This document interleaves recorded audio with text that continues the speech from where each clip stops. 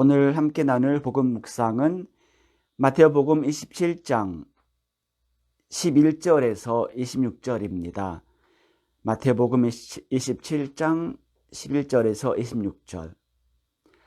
제가 요약해서 낭독하겠습니다. 예수님께서 총독 앞에 서셨다. 당신이 유다인들의 임금이요? 하고 총독이 묻자 예수님께서 네가 그렇게 말하고 있다 하고 대답하셨다.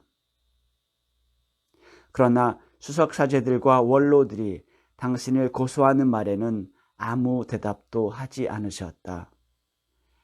그때 빌라도가 예수님께 저들이 갖가지로 당신에게 불리한 증언을 하는데 들리지 않소? 하고 물었으나 예수님께서는 어떠한 고소의 말에도 대답을 하지 않으셨다. 그래서 총독은 매우 이상하게 여겼다. 축제 때문에 군중이 원하는 죄수 하나를 총독이 풀어주는 관례가 있었다. 마침 그때에 예수 바라빠라는 이름난 죄수가 있었다. 사람들이 모여들자 빌라도가 그들에게 내가 누구를 풀어주기를 원하오? 예수 바라빠요? 아니면 메시아라고 하는 예수요? 하고 물었다. 총독이 그들에게 두 사람 가운데서 누구를 풀어주기를 바라는 것이요? 하고 물었다. 그들은 바라빠요? 하고 대답하였다. 빌라도가 그들에게 그러면 메시아라고 하는 이 예수는 어떻게 하라는 말이요? 하니 그들은 모두 십자가에 못 박으시오 하였다. 빌라도가 다시 도대체 그가 무슨 나쁜 짓을 하였다는 말이요? 하자 그들은 더욱 큰 소리로 십자가에 못 박으시오 하고 외쳤다. 그래서 빌라도는 바라빠를 풀어주고 예수님을 채찍질하게 한 다음 십자가에 못 박으라고 넘겨주었다. 주님의 말씀입니다. 그리스도님 찬미합니다. 예수님께서 빌라도에게 심판을 받으시고 그리고 이스라엘 사람들의 동의를 얻은 다음에 예수님에게 사형 선고를 내리십니다. 전능하신 하느님께서 인간 재판으로부터 사형 선고를 받으십니다. 아시다시피 빌라도는 로마 총독이었습니다. 로마 황제를 대리하는 사람으로서 이스라엘에 있는 유다 지방을 총독하고 있었습니다. 그리고 사형 선고를 내립니다. 구약을 보면 하느님만이 심판을 하십니다. 하느님께서 선과 악을 식별하시고 그다음에 공정하게 심판을 내리십니다. 그리고 이스라엘 백성 가운데에서는 하느님을 대리로 하는 사람들이 하느님께서 주신 율법을 기준으로 공정하게 재판을 내려야 했습니다. 그런데 아시다시피 그러한 정의롭고 공정한 재판이 이루어지지가 않았습니다. 오늘 이제 묵상을 함께 하는데 성령의 도움이 많이 필요할 것 같습니다. 저에게도 이게 이제 구약을 생각하면서 묵상을 하려고 노력하다 보니까 그렇게 쉬운 묵상은 아닌 것 같아요. 그래서 성령께 오늘 모두 도움을 많이 청하면서 이 예수님의 사형 선고, 예수님의 그 심판, 예수님께 받으신 심판을 함께 묵상하면서 주님께서 나에게 무슨 말씀을 하시는지 묵상할 수 있기를 바랍니다. 첫 번째 묵상 내용은 온 세상을 심판하시는 하느님께서 성자 예수 그리스도께서 심판을 받으십니다. 하늘나라를 이 땅에 세우시기 위해서 오신 메시아께서 당신의 백성들로 인해서 사형 선고를 받습니다. 그리고 정말 이스라엘의 메시아로서 굴욕을 받으세요. 자기 백성들이 예수님을 심판하고 그 다음에 이스라엘을 대표하는 원로들이 예수님을 이방인 손에 넘깁니다. 그래서 정말 그런 굴욕을 받으시면서 조롱을 받으시면서 이방인의 심판을 받게 됩니다. 구약에서 하느님을 대리하는 사람들이 재판을 내렸습니다. 그리고 구약에 보면 아주 뚜렷하게 드러나요. 선을 행하는 사람은 하느님의 상을 받을 것이고, 그리고 악을 저지르는 사람은 벌을 받습니다. 그리고 그런 면에서 이스라엘 백성들이 하느님을 버릴 때, 하느님께서 주신 율법을 지키지 않을 때마다 벌을 받아요. 그런 면에서 저희가 두 가지 생각을 할 수가 있습니다. 첫 번째는 예수님께서 저희 대신에 이스라엘 백성의 죄 대신에 벌을 받습니다. 당신이 온 이들을 위해서 심판을 받습니다. 하느님은 정의로우신 분이십니다. 그렇기 때문에 심판을 내리십니다.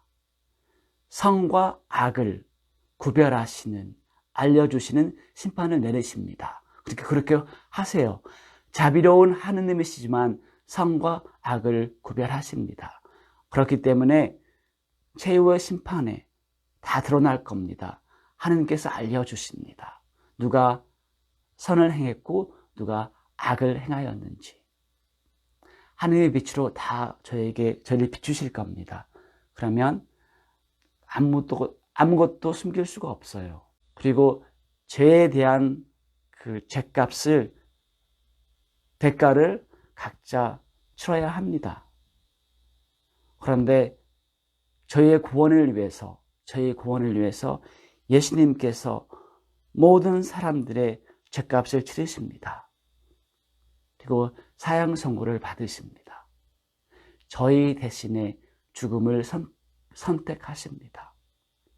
그렇기 때문에 예수님을 믿는 사람은 어떤 죄를 짓더라도 예수님께 자기 죄를 고백하고 용서를 청하고 구원을 청하면 그 영원한 벌을 받지 않게 됩니다. 하늘나라에 갈 수가 있어요.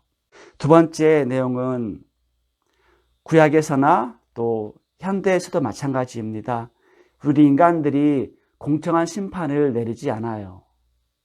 그래서 죄 없는 사람들, 나약한 사람들이 심판을 받습니다. 사형 선고도 받아요.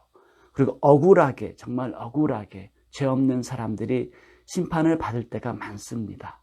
예수님도 하느님으로서, 그리고 메시아로서 예수님은 죄가 없습니다. 아무런 죄도 없습니다.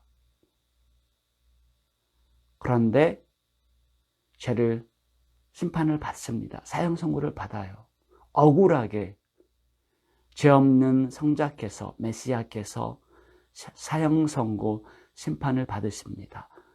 그리고 그것도 최악의 심판이에요. 그게 십자가에 못 박혀 죽는 겁니다. 그런 면에서 예수님께서는 죄 없는 사람들의 고통, 그 심판을 함께 해주십니다. 억울한 사람들, 나약한 사람들의 고통, 그 심판을 참여하십니다. 그렇기 때문에 저희나 아니면 다른 사람들이 때로는 그 불공정한 그 불의를 받았을 때, 심판을 받았을 때 예수님 안에서 언제나 위로와 용기, 희망을 찾을 수가 있습니다. 예수님도 나를 위해서 나처럼 불공평한 그런 심판을 받으셨으니까 저희의 십자가와 함께 하십니다. 그리고 저희가 십자가를 지을 때마다 예수님의 십자가에 저희가 참여할 수가 있습니다. 모든 인류의 고통을 예수님께서 짊어지셨기 때문입니다. 모두 십자가에 못 박으시오 하였다. 십자가에 못 박으시오 외칩니다. 예수님께서 3년 동안 열심히 하늘나라를 외쳤고 또 세우셨습니다. 많은 분들에게 위로를 주었고 질병을 고쳐주었습니다. 악마도 쫓아내시고 하느님의 자비로운 얼굴이 되셨습니다. 많은 이스라엘인들에게. 그런데 그 많은 유다인들이 마지막 순간에는 예수님을 거부합니다. 예수님을 부인합니다. 특히 그렇죠. 네, 지도자들이 예수님을 거부하고 등을 돌립니다. 그런데 역설적이에요. 정말 아이러니합니다. 이스라엘 백성이, 특히 지도자들이 예수님을 십자가에 못 박으시오 하면서 자기 자신들의 죄를 외칩니다. 예수님을 단죄하면서 자기의 죄를 드러나게 보여줍니다. 예수님은, 저희가 믿는 예수님은 아무 죄도 없는 분이십니다. 그런데 메시아로서, 고통의 메시아로서 제 모든 죄를 짊어집니다. 십자가의 벌은 최악의 벌이었습니다. 그러니까 그 죄인이 얼마나 끔찍한 죄를 지었는지를 알려주는 징벌이었습니다. 그러니까 십자가를 못 박으시오 외치면서 이스라엘 백성들이 자기들의 죄를 고백하는 겁니다. 내가 십자가에 못 박혀야 되는데 나 대신에 예수님께서 그 벌을 받으시는 겁니다. 그 모든 것을 예수님께서 다 받아주십니다. 수용하십니다. 우리의 십자가, 우리의 고통을 다 짊어지십니다. 그리고 아무런 말씀도 안 하세요. 침묵으로 채찍질을 당하시고 이제 십자가를 짊어지고 골고다로 올라가십니다. 나의 구원을 위해서. 그러면서 마지막으로 저희가 저희 자신 바라보면서 성찰할 수가 있는데, 사람 심판하는 거 정말 저희가 조심해야 돼요. 특히 사람을 단죄하는 그런 생각들, 아무것도 모르면서 특히 사람을 단죄하는 것 저희가 조심해야 합니다. 단죄하면서 때로는 저희 죄를 알려줄 수도 있어요. 아, 내가 그런 사람이구나. 그러니까 내 자신을 바라볼 수 있기를 바랍니다. 이웃을 단죄하기 전에 그 똑같은 기준으로 내 자신을 바라볼 줄 알아야 될 것 같아요. 그러면 우리가 너무 쉽게 이웃을 단죄하지 못할 겁니다. 그 이웃이 어떤 죄를 지었든지 제가 쉽게 그 사람을 단죄하지 못할 겁니다. 왜? 나도 죄인이니까요. 그러니까 우리 그리스도인은 사람을 심판하는 걸, 단죄하는데 정말 조심해야 합니다. 왜? 같은 기준으로 제가 심판을 받을 겁니다. 그럼 예수님 함께 이제 예수님 십자가 바라보시면서 묵상하는 시간 가지겠습니다.